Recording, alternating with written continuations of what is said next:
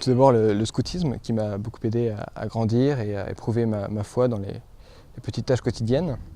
Et puis divers groupes accompagnés par des prêtres ont été des exemples pour moi.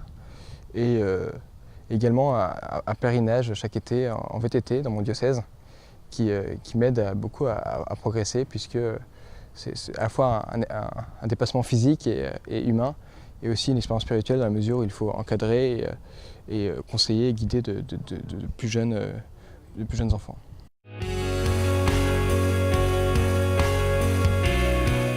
Je dirais dans des petits détails de la vie quotidienne, des petits signes que j'apprends à déceler, qui ne sont pas toujours identifiables de manière très concrète et visible, mais qui m'aident à progresser en me montrant la présence de Dieu dans ma vie et dans mon entourage.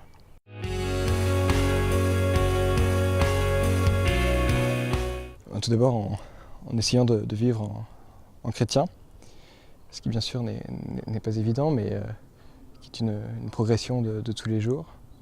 Et puis par des témoignages, mais plutôt individuels, de personne à personne, pour essayer de transmettre ce trésor qui nous anime, mais qui n'est pas forcément facile à communiquer et à partager à ceux qui nous entourent.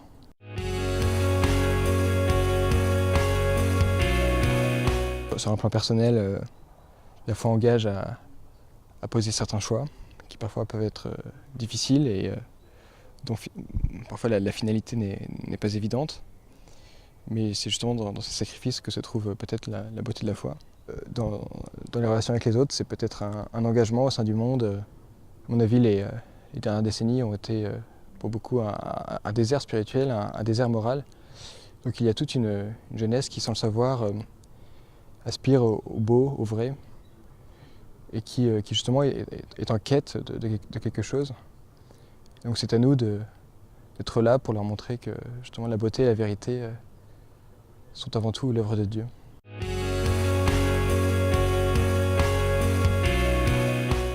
Évidemment, dans la foi, il y a des consolations, mais il y a aussi, parfois surtout, des désolations, des moments de doute et de remise en cause.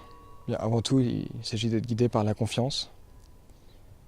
Confiance qui doit nous aider à voir au-delà des épreuves et des doutes qui peuvent nous traverser parfois.